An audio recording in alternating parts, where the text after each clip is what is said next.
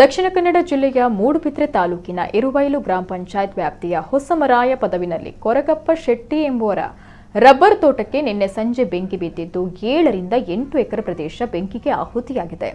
ಆ ಪ್ರದೇಶಕ್ಕೆ ಅಗ್ನಿಶಾಮಕ ವಾಹನ ಹೋಗಲು ವಸರಿಯಾದ ದಾರಿ ಇಲ್ಲದೇ ಇರುವುದರಿಂದ ಸಮಸ್ಯೆಯಾಗಿತ್ತು. ಆದರೂ ಅಗ್ನಿಶಾಮಕ ದಳದ ಠಾಣಾಧಿಕಾರಿ ಅವರ ನೇತೃತ್ವದಲ್ಲಿ ಸಿಬ್ಬಂದಿಗಳು ಬೆಂಕಿ ನಂದಿಸಲು ಪ್ರಯತ್ನ ಪಟ್ಟಿದ್ದಾರೆ. ಗ್ರಾಮಸ್ಥರು ಟ್ಯಾಂಕರ್ ಟಿಪ್ಪರ್ ಮೂಲಕ ನೀರನ್ನು ಹಾಯಿಸಿ ಬೆಂಕಿಯನ್ನು ಕಂಟ್ರೋಲ್ಗೆ ತಂದಿದ್ದು. ಮೂಡುಬಿದ್ರೆ ಪೊಲೀಸ್ ಉಪನಿರೀಕ್ಷಕ ಸುದೀಪ್ ಸ್ಥಳಕ್ಕೆ ಭೇಟಿ ನೀಡಿ ಪರಿಶೀಲಿಸಿದ್ದಾರೆ.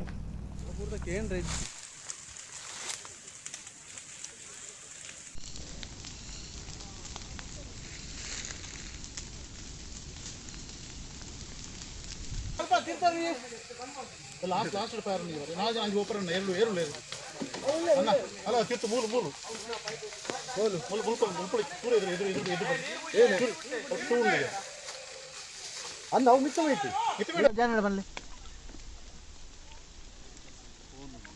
ಪೂರ ಹೋಯಿನದ ಕನಪುಂಡ ಹೆಲಿಕಾಪ್ಟರ್ ಒಳಗಲ್ಲ ಹೆಲಿಕಾಪ್ಟರ್ ನೀರು ಬಳ್ಳಿ ಯಾವ ನೀರು ಅಂಚಿನ ಮಂಜಿ ಬೆಂಗಳೂರು ಸೈಡ್ ಒಂಜಿ ಆಂಡದ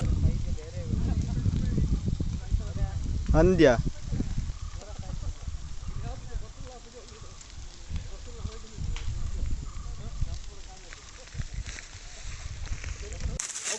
ಅಲ್ಲ ಅಲ್ಲ ಅಲ್ಲ ನಾನು ಮಿತ್ತು ಬರ್ತೇನಲ್ಲ ಮಿತ್ತು ಸೂ ಬರ್ತೇನೆ ಮರಕ್ಕೆ ಬರ್ತೇನೆ ಕೂಡ